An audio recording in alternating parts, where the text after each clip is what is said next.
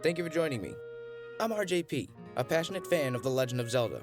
And while you're here, I would like to express some of my fascination with Breath of the Wild. Every time I return to this game, it feels like home. Everything I wanted The Legend of Zelda to become, with an atmosphere more intriguing than ever. Trying to capture how I feel about this game using only words is quite a challenge by itself. Because of that, I decided to go the extra mile and further show my appreciation through animation. In my efforts, I will attempt to explain what it is about this game that resonated with me so perfectly. So, whether you're a veteran to the series or new to the whole adventure, welcome, and please enjoy my muse of the wild.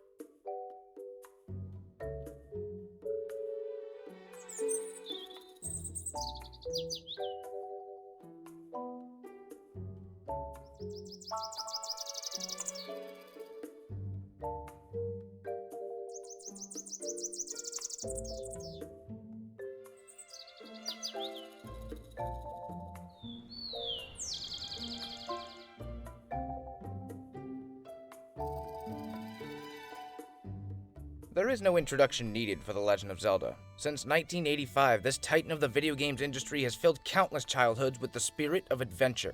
The simple idea of a young hero getting lost wandering around a sprawling and diverse landscape, coming across new villages and niche corners of the world packed with secrets, puzzles, treasures, all begging to be excavated. Then, the more you experience in each subsequent game, the more you discover a mythology of sorts, where each game's story all tie into a larger narrative. The tales of the three goddesses of creation and false deities in pursuit of their sacred relic known as the Triforce. The goddess Hylia reborn in her mortal form and the reincarnation of her chosen hero, only awakened in times of pure turmoil as an answer to the corruption of the Curse of Demise. And then you get this thing, the timeline. Let's just not go there yet. For a long time, my game of choice was Twilight Princess, as this was my true introduction to the series and I was immediately hooked. With all that said, while it's easy to let the imagination go crazy with the lore and the backstories, when it comes to the actual games, I don't think it's unwarranted to say they were going through a bit of a decline as time went on. Most of the early Zelda games were driven by the discovering of new items, whether it be within a set course or somewhere you had to go out of your way to find.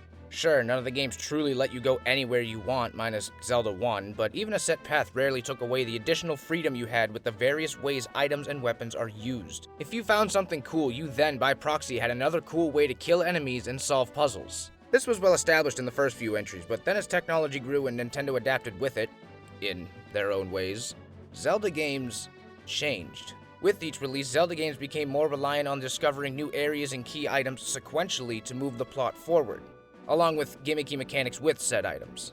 In other words, they became more linear, transitioning away from the open-ended nature of discovering tucked-away dungeons and key items out of order into a more plot-focused and character-driven format. When I think back and try to pinpoint when this transition really began, my mind always jumps to one game: Ocarina of Time. While Zelda games were initially about the solo adventure of the boy clad in green, and our perception of the world around him is only seen through his experiences, after the advancements in storytelling made in Ocarina of Time, we began to see more depth to the NPCs' backstories, as well as those of particular locations, like Kakariko being the home of the Sheikah tribe and the homes of the various races of Hyrule. Here, we were given our first real explanation of things like the Hylian Civil War and the story of creation, how the three goddesses made the world, all that stuff I mentioned earlier. It was clear, and it's nothing new to say, that Ocarina of Time is when the Zelda team took the next step in making this legend a grand one. This is evident in the game that immediately followed Ocarina of Time, Majora's Mask, which arguably has some of the most depth in its character you would find in a Zelda game, including that of Link himself.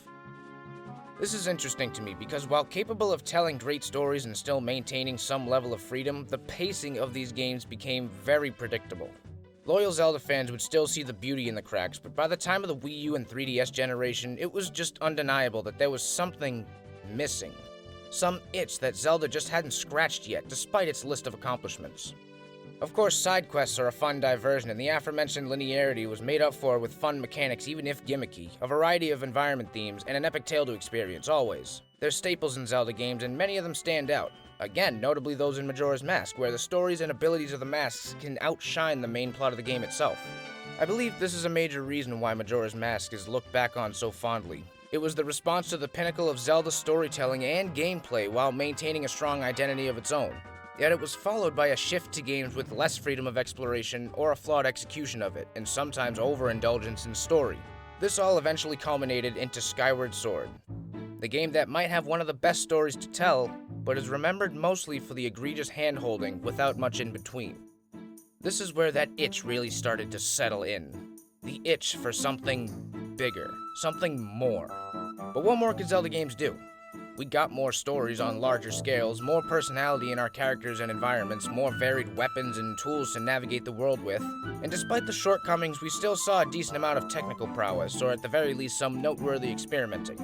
Of course, the limitations of the consoles and Nintendo's overall philosophy on game design meant they weren't really primed to make games that matched the complexity of something like Final Fantasy or Metal Gear or Tomba. Still, it'd be wrong to say Zelda was 100% stuck in its old ways, even if they managed to do what Nintendo do whenever they try anything new. Take A Link Between Worlds. Here's an example of Nintendo slightly tweaking the mold in favor of not only a new experience, but one that harkens back to that feeling of being driven by discovery and experimenting. Ravio's shop lets you rent any item in the game right away, which then lets you literally play the game's dungeons in any order you desire. Despite these efforts, from the N64 all the way up to the Wii U and 3DS, this confined formula was to be expected of The Legend of Zelda. This was the Zelda formula, and it was simultaneously responsible for the rise and plateauing of the franchise. If any game had the right to attempt to redefine its entire legacy and the industry around it, The Legend of Zelda is a top contender in that regard. Now, I don't mean to say I speak for every Zelda fan, and I can't continue to speak for others by saying this, but I personally longed for a Zelda title that would blend all the series' best mechanics and story elements into a single, fully realized experience that could hold itself up against modern-day giants. I know that was a tangent and a bit of a hot take on the entire Zelda franchise, but it only comes from a loving retrospect, and this is all relevant towards my appreciation for the topic of this video. Enter Breath of the Wild.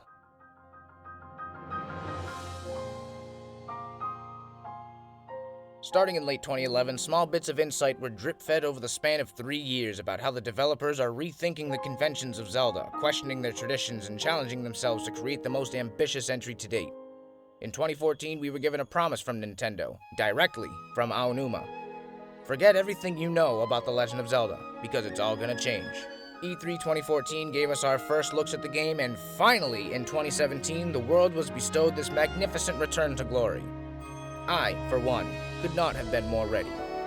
The Legend of Zelda most special to me is Breath of the Wild, because it truly is the game I've been waiting for all along.